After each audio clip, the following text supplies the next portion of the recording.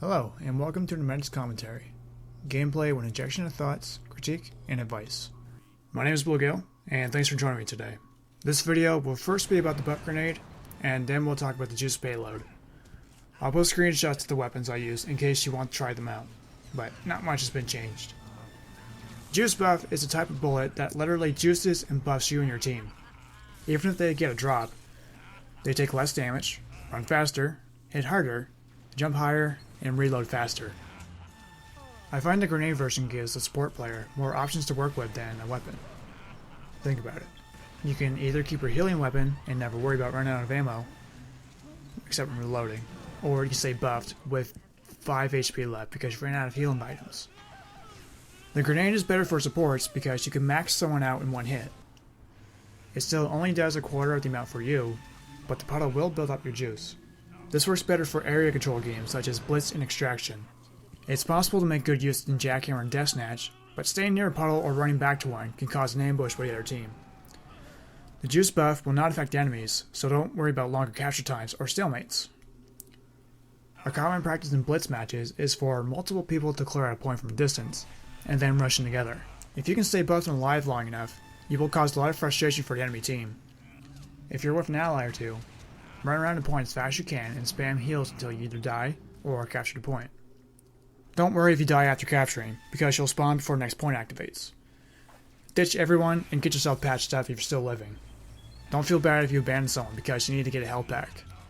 A living support player is able to heal or boost at any time, where there could be 3 other bloodthirsty teammates always rushing from one kill to another. Don't worry about it too much. Heal if you're with your team, outlast if you're being contested, and gun down the opposition if you're outnumbered.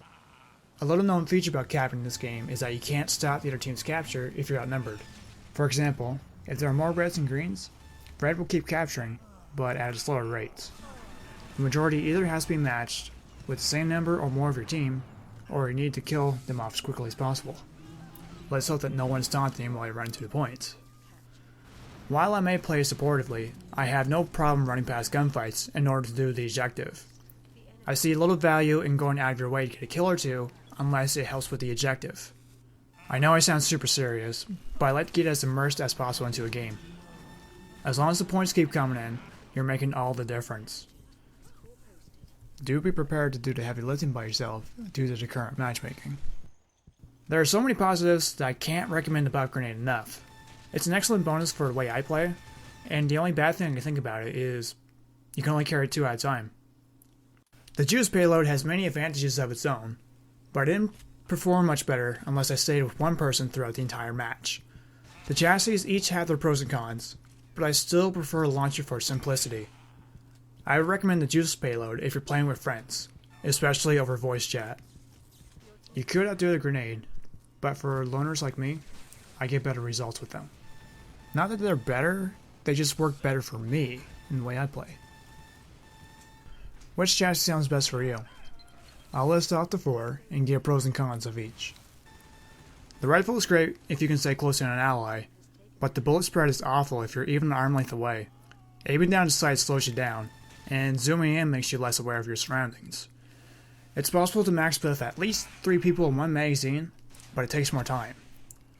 While it can be a good use, you cannot stray fire from your team because the bullets just spread everywhere, and it's unreliable. The pulse is good because your shots stay the same whether you use a scope or not. It works well when I have to be quick on my feet, but I have to lead a stream of shots because of the bullet travel. If you can time your bullets, you can make great use of the pulse. This is the best alternative to the grenade if you don't have the blues to buy it yet. This requires a lot of practice, but could be worth your time if you don't like the launcher. The beam chassis is most preferred for pockets. I mean when you stick to one person and have them on priority.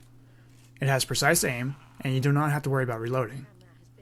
I would recommend wearing a shield if you're going to have the beam out, because fire can overheat your weapon and make you vulnerable. As long as you can stay on your target, the beam works well. It takes more time to completely buff someone from any distance.